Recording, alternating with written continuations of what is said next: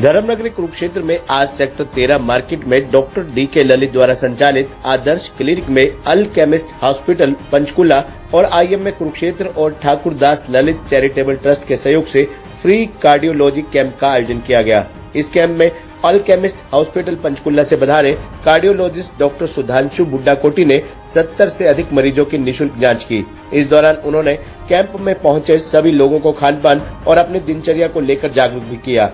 IMA के प्रधान doctor Rakesh Bhardwaj, doctor D K. Lalit, doctor A C. Nagpal, doctor Narendra Prithvi, doctor S N. Sethi, doctor N K. Gandhi व IMA से जुड़े अन्य कई डॉक्टरों ने डॉक्टर सुधांशु का कुरुक्षेत्र में पहुंचकर स्वागत किया और उन्हें आईएमए कुरुक्षेत्र की ओर से स्मृति चिन्ह भेंट किया। इस दौरान डॉक्टर सुधांशु ने बताया कि हम सबको अपने खान पान का ध्यान रखना चाहिए, सैर, योगा आदि को भी अपनी दिनचर्या में शामिल करना चाहिए। उन्होंने कहा कि हम अपनी जागरूकता से कई बीमारियों से बचे रह सकते हैं।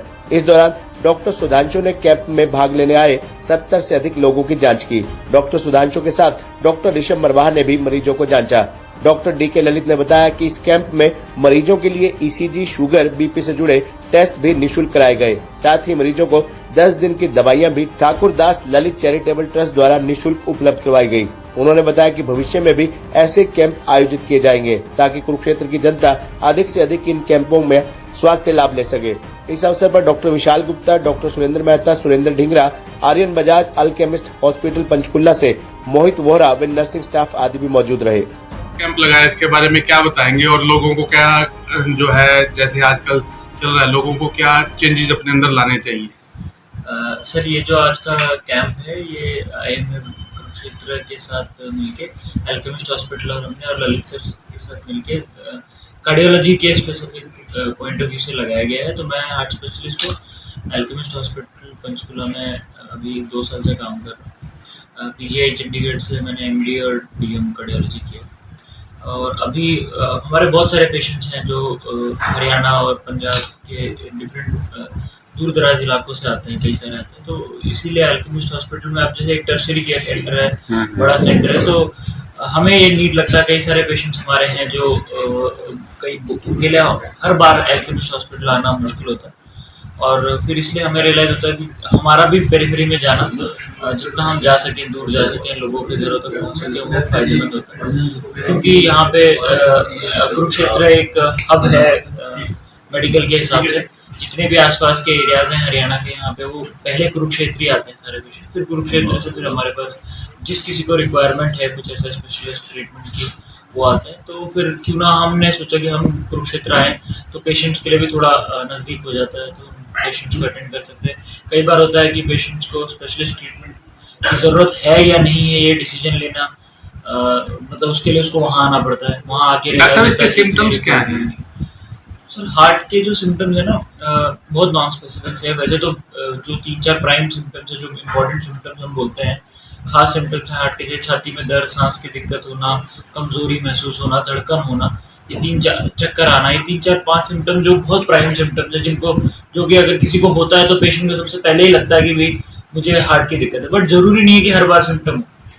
कई बार होता है कि पेशेंट को कोई भी सिम्टम नहीं होता, जैसे जैसे उम्र बढ़ता जाता है पेशेंट को छाती में दर्द होने का चांसेस कम होता जाता है। तो कई बार होता है पेशेंट को बस केवल अनयूजुअल टायर्डनेस, जिसे हम बोलते हैं कि बस कमजोरी है। पेशेंट उम्र के साथ जो है कई बार एडजस्ट कर लेते हैं। कोई आदमी पहले 3 माले 4 माले चढ़ लेता था, वो अपने आप ही कम कर लेता है और उसको उम्र ढलने का, उम्र बढ़ने का नाम दे देते हैं कि डॉक्टर साहब अब उम्र हो रही है तो अब हम नहीं चढ़ पाते, पहले चढ़ पाते थे। तो वो कुछ ऐसी चीज़ें जो कई बार आम जनता जो है मिस कर जाती है। तो उसके लिए जो है कि उसमें हमारा रोल आता है कि हम कई बार ऐसी चीज़ें जो अनयूजुअल टायर्डनेस है, छाती में दर्द है, सांस की दिक्कत है, जिसको पेशेंट हार्ट की प्रॉब्लम से रिलेट नहीं कर सकता, उसको हम जो है पेशेंट की से बात करके उसको पहचान सकें। आजकल 1 साल के बच्चे को भी अटैक हो रहे हैं, उसका सर ऐसा पहले भी होता था। अटैक डिफरेंट टाइप के होते हैं। हर हार्ट अटैक जो है वो कोलेस्ट्रॉल या एथेरोस्क्लेरोसिस जो प्रॉब्लम बोलते हैं, नाड़ियाँ बंद हो जाना, वो नहीं होता। कई अलग अलग प्रकार के अटैक होते हैं। कई सारे जो है हेरिडिटरी बोलते हैं जिनको, जो जन्मजात बॉडी में प्रॉब्लम्स होती है या परिवार में रन करती हैं, तो वो प्रॉब्लम्स कई सारी होती हैं, जो मेनली एरिथमियाज जिसको हम हमारी भाषा में बोलते हैं मेडिकल लैंग्वेज में। तो अब ना अपना धड़कन आ जाना, तो उससे जो यंग एजेस में जो हार्ट अटैक की प्रॉब्लम देखी जा रही है, जो आजकल कई आपने सुना होगा कि जिम में पेशेंट हाँ। कोलैप्स कर जाते हैं, हाँ। या गेज में आप खेल रहे हैं, कूद रहे हैं, एक्सरसाइज कर रहे हैं, उस समय हो गया, चलते फिरते हो गए, वो मेनली एरिथमिया से होता है। हाँ, ये जरूर हुआ है कि जैसे जैसे अब वेस्टर्नाइजेशन हो रहा है, हमारा फूड एवरीथिंग हैबिट चेंज हो रही है, स्ट्रेस बढ़ रहा है, तो जो एज है हार्ट अटैक होने की या हार्ट की प्रॉब्लम्स होने की, वो डेफिनेटली पहले 50-60 के बाद होता था, अब वो कम होती जा रही है। तो वो जो है कम 35-40 में भी होने लग गए। उसके कारण है कि भाई हमारा खाना पीना बिगड़ गया, हवा खराब हो गई, पानी खराब हो गया है, वजन बढ़ गया है, हमारी एक्टिविटी पहले चलना फिरना बहुत होता था, काम करना, मेहनत बहुत होती थी, अब मेनली काम जो है बैठ के करने का हो गया, तो हमारी हेल्थ एक्सरसाइज वगैरह भी खराब हो गई, तो इसलिए एज डेफिनेटली कम हो गई।